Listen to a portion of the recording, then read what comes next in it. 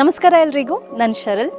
Last ಎಪಿಸೋಡಲ್ಲಿ ನಾನು ನಿಮಗೆ rain ರಾಗ ಹೋಮ್ ಸ್ಟೇ ಇದರ ಹೊರಗಡೆಯಿಂದ ಹೇಗೆ ಕಾಣುತ್ತೆ ಅಂತ ನಾನು ನಿಮಗೆ ತೋರಿಸಿದ್ದೆ.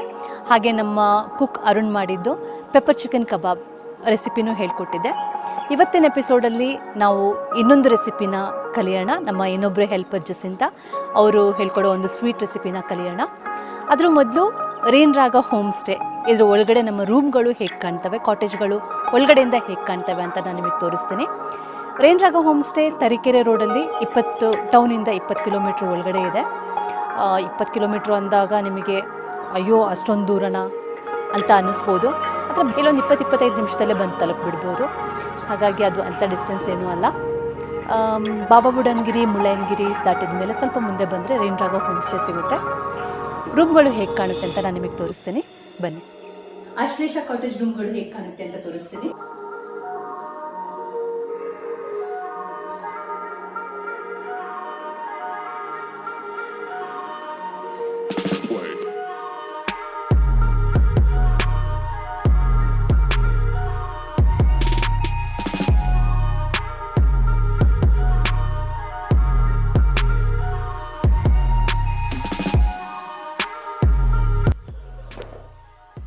ಆ ರೂಮ್ನು ಸೇಮ್ ಹೀಗೆ ಕಾಣುತ್ತೆ.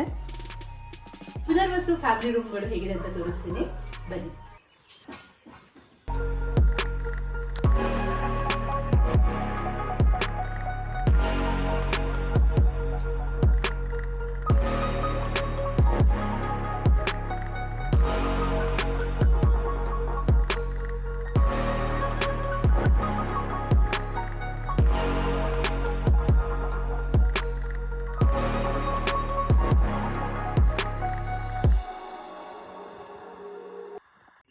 ಮೃಗಶಿರ ಲಕ್ಸುರಿ ಕಾಟೇಜಸ್ ಹೇಗೆ ಕಾಣುತ್ತೆ ತೋರಿಸ್ತೀನಿ.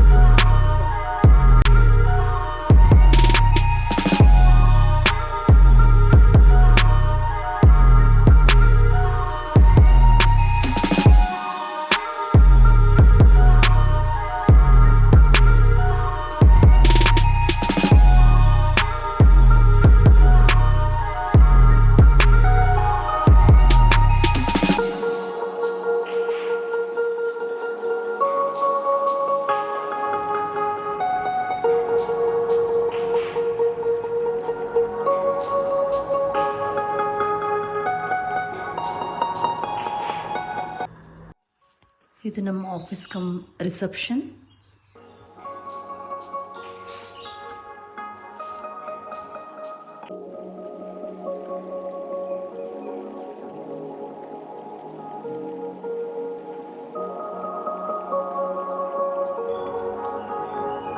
ಒಂದು ಸಣ್ಣ ಲೈಬ್ರರಿನೂ ಇದೆ.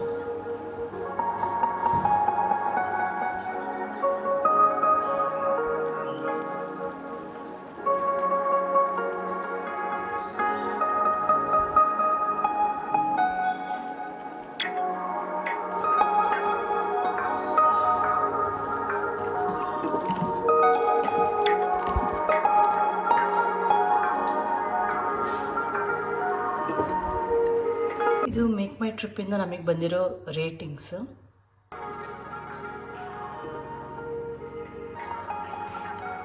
ನಮಸ್ತೆ ಜಸಿಂತ. ಜಸಿಂತ ಇವತ್ತು ನಮಗೆ 4 ಇಂಗ್ರೀಡಿಯೆಂಟ್ಸ್ನ ಯೂಸ್ ಮಾಡಿ ಹೇಗೆ ಒಂದು ಸಿಂಪಲ್, ಈಸಿ, ಕ್ವಿಕ್ ಸ್ವೀಟ್ ರೆಸಿಪಿನ ಮಾಡ್ಬೋದು ಅಂತ ಹೇಳ್ಕೊಡ್ತಾರೆ. ಬನ್ನಿ ನೋಡೋಣ. 1 ಕಪ್ ಹುರ್ಳಿಕಾಯಿಗೆ 1 ಕಪ್ಪು ಸಕ್ಕರೆದು ಪೌಡರ್ ಮಾಡ್ಕೋಬೇಕು. ಚೂರು ಏಲಕ್ಕಿ ಪೌಡರ್ ಹಾಕಬೇಕು. ಮತ್ತೆ ತುಪ್ಪ. 4 ಇಂಗ್ರೀಡಿಯೆಂಟ್ಸ್.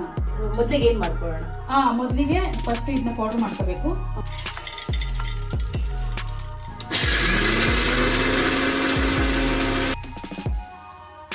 ಮೊದಲಿಗೆ ನಾವು ಏನನ್ನು ಹಾಕೊಳ್ಬೇಕು? ಮೊದಲಿಗೆ ತುಪ್ಪವನ್ನು ಹಾಕಬೇಕು.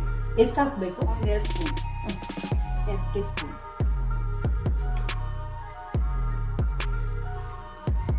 ಮನೇಲಿ ಯಾರು ಚೆನ್ನಾಗಿ ಅಡುಗೆ ಮಾಡ್ತಾರೆ? ಅಮ್ಮ, ಅಜ್ಜಿ? ಅಮ್ಮ ಮಾಡ್ತಿದ್ರು. ಹಾಗಾದ್ರೆ ತುಂಬಾ ರೆಸಿಪಿಗಳನ್ನ ಅಮ್ಮ ಹೇಳ್ಕೊಟ್ಟಿದ್ದಾರಾ ಅಥವಾ ನೀವು ಹೀಗೆ ಹೊರಗಡೆ ಹೋದಾಗ? ಇಲ್ಲ, ನಾನು ಹೊರಗಡೆ ಹೋದಾಗ ಕಲ್ತ್ಕೊಳ್ತೇನೆ.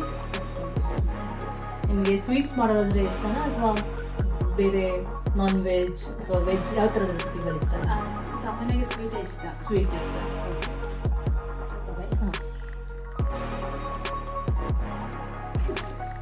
ತುಪ್ಪ ಹಾಕಿ ಅದಕ್ಕೆ ಪುಡಿ ಮಾಡ್ಕೊಂಡಿರೋ ಹುರಿ ಪುಡಿನ ಹಾಕ್ಬೇಕು. ಕಡಲೆ ಗಟ್ಟಿ ಆಗಂಗೆ ಅಷ್ಟು ಹೊತ್ತು.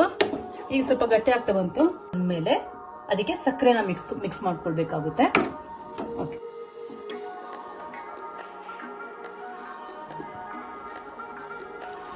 ಸಕ್ಕರೆನ ಹಾಕಿ ಮಿಕ್ಸ್ ಮಾಡಬೇಕು. ಅದು ಚೆಂದ ಮಿಕ್ಸ್ ಆದ್ಮೇಲೆ ಎಷ್ಟೊತ್ತು ಅಂದ್ರೆ ಸಕ್ಕರೆ ಮೆಲ್ಟ್ ಆಗ್ಬೇಕಾ? ಇಲ್ಲ, ಮೆಲ್ಟ್ ಆಗ್ಬೇಕಂತಿಲ್ಲ, ಸ್ವಲ್ಪ ಹಂಗೆ ಮಿಕ್ಸ್ ಮಾಡಬೇಕು. ಅದರಲ್ಲಿ ಎಲ್ಲ ಮಿಕ್ಸ್ ಮಾಡಿದ್ರೆ ತನ್ನಷ್ಟಿಗೆ ಮೆಲ್ಟ್ ಆಗುತ್ತಲ್ಲ. ಹಾ, ಅಂದ್ರೆ ಎಷ್ಟೊತ್ತು ಅದನ್ನ ಹುರಿಬೇಕು? 5 ನಿಮಿಷ. 5 ನಿಮಿಷದಷ್ಟು ಟೈಮು ತುಂಬಾ ಕೇರ್ಫುಲ್ ಆಗಿ ಹುರಿಬೇಕು. ಉರಿ ಕಡಿಮೆ ಇಟ್ಕೊಂಡು ಹುರಿಬೇಕು, ಇಲ್ಲಾಂದ್ರೆ ಅದೆಲ್ಲ ಕಲ ಇಡಬೇಕು. ಇದು ಕಲರ್ ಚೇಂಜ್ ಆಗುತ್ತಾ? ಇಲ್ಲ, ಕಲರ್ ಬೆಳಗ್ಗೆ ಇದು ಎಷ್ಟು ಟೈಮ್ ಇಟ್ಕೊಳ್ಬಹುದು ನೀವು? ಸೆಟ್ ಆಗತ್ತಾ? ಅಲ್ಲ, ಇವತ್ತು ರೆಡಿ ಮಾಡಿದ್ರೆ ಅದನ್ನ ಒಂದ್ ವಾರನ ಹೇಗೆ ಫ್ರಿಜ್ ಅಲ್ಲಿ ಇಡ್ಬೇಕಾಗುತ್ತೆ ಒಳಗಡೆ? ಇಲ್ಲ, ಹೊರಗಡೆ ಇಟ್ಟರು ಹಾಳಾಗಲ್ಲ. ಅಂದ್ರೆ ನೀವು ಇದನ್ನ ಹಾಕೊಂಡಿರೋದ್ರಿಂದ ಬೇಗ ಹಾಳಾಗಲ್ಲ. ಆಮೇಲೆ ಸಕ್ಕರೆನೂ ಒಂದು ಪ್ರಿಸರ್ವೇಟಿವ್ ತರ ಕೆಲಸ ಮಾಡ್ತಾ ಇರೋದ್ರಿಂದ ಬೇಗ ಹಾಳಾಗಲ್ಲ. ಏಲಕ್ಕಿ ಪುಡಿ ಹಾಕೊಳ್ಬೇಕಲ್ವಾ? ಏಲಕ್ಕಿ ಇದನ್ನ ತಟ್ಟೆಗೆ ತೆಗಿಬೇಕಾ? ಹೌದು, ಈ ತಟ್ಟೆ ಸಣ್ಣ ಪ್ಲೇಟಿಗೆ ತೆಗಿತಾ ಇದ್ದೀರಾ ನೀವು? ಓಕೆ, 15 ಪೀಸ್ ಕಟ್ ಮಾಡ್ಬೋದು. ಓಕೆ. ಮೊದಲಿಗೆ ತಟ್ಟೆಗೆ ತುಪ್ಪ ಸವರ್ಕೊಳ್ಬೇಕಲ್ವಾ? ಅವಾಗ ಅದು ಈಸಿಯಾಗಿ ಬರುತ್ತೆ. ಸ್ಮೆಲ್ ಚೆನ್ನಾಗಿರುತ್ತೆ. ಅದನ್ನ ನಾವು ಸುಲಭವಾಗಿ ಕಟ್ ಮಾಡಿ ತೆಗಿಬಹುದು. ಪೀಸ್ಗಳ ಮೇಲ್ ಬರುತ್ತೆ ಈಸಿಯಾಗಿ.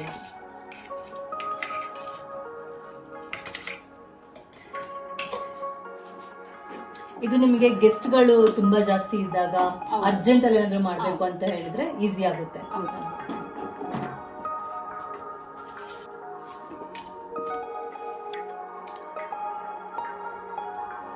ಇದಕ್ಕೆ ನೀವು ಸಕ್ಕರೆ ಹಾಕಿದ್ರಲ್ಲ, ಹುರಿಗಡ್ಲೆ ಮತ್ತೆ ಸಕ್ಕರೆ ಅದು ಈಕ್ವಲ್ ಪೋರ್ಷನ್ ಅಲ್ಲಿ ತಗೊಂಡಿದ್ದೀರಾ ಅಲ್ವಾ? ಅಂದ್ರೆ 1 ಕಪ್ ಹುರಿಗಡ್ಲೆಗೆ 1 ಕಪ್ ಸಕ್ಕರೆ ತಗೊಂಡಿದ್ದೀರಾ. ಹೌದು.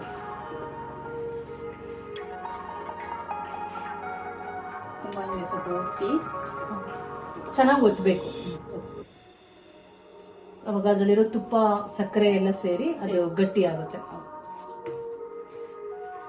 ತೀರಾ ಗಟ್ಟಿ ಆಗಲ್ಲ ಅನ್ಸುತ್ತೆ, ಸ್ವಲ್ಪ ಫೋಲ್ಡ್ ಮಾಡೋದು ಹಿಡಿದಿಟ್ಕೊಳ್ಳೋ ಅಷ್ಟು ಮಾತ್ರ ಗಟ್ಟಿ ಆಗುತ್ತೆ. ನಾವು ಸಣ್ಣದ್ರಲ್ಲಿ ಆಲ್ಕೋವಾ ಅಂತ ತಿಂತಿದ್ವಲ್ಲ, ಆ ತರ ಬರುತ್ತೆ ಅನ್ಸುತ್ತೆ. ನೋಡಿದ್ರಲ್ಲ ಎಷ್ಟೊಂದು ನೀಟಾಗಿ ಸೆಟ್ ಮಾಡಿದ್ದಾರೆ ಅಂತ.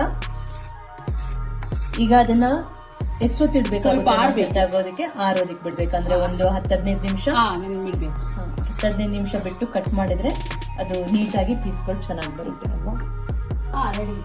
ಕಟ್ ಮಾಡ್ಕೊಳ್ಳೋಣ.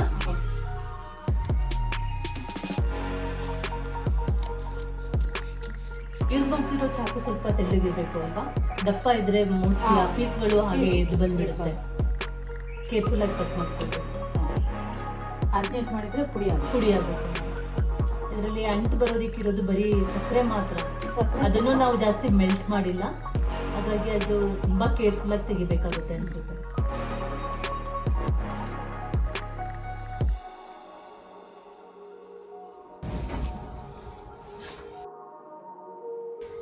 ನಾಲ್ಕು ಇಂಗ್ರೀಡಿಯೆಂಟ್ಸ್ ಹಾಕಿ ರೆಡಿ ಮಾಡಿರೋ ಒಂದು ಸಿಂಪಲ್ ಈಸಿ ಸ್ವೀಟ್ ರೆಸಿಪಿನ ಇವರು ಹೇಳ್ಕೊಟ್ಟಿದ್ದಾರೆ. ಹೇಗಿದೆ ಅಂತ ಟೇಸ್ಟ್ ಮಾಡಿ ನೋಡೋಣ. ಚೆನ್ನಾಗಿದೆ. ನೀವು ಮಾಡಿ ಗೆಸ್ಟ್ ಬಂದ್ರೆ ಅವ್ರಿಗೂ ತಿನ್ನಿಸ್ಬೋದು, ಸಣ್ಣ ಮಕ್ಕಳಿಗೂ ಮಾಡ್ಕೊಡ್ಬೋದು. ತುಂಬಾನೇ ಚೆನ್ನಾಗಿದೆ, ಈಸಿಯಾಗಿದೆ. ಇದನ್ನ ತುಂಬಾ ಟೈಮ್ ಇಡ್ಬೋದು, ಪ್ರಿಸರ್ವ್ ಮಾಡ್ಬೋದು, ಹಾಳು ಆಗಲ್ಲ. Thank you.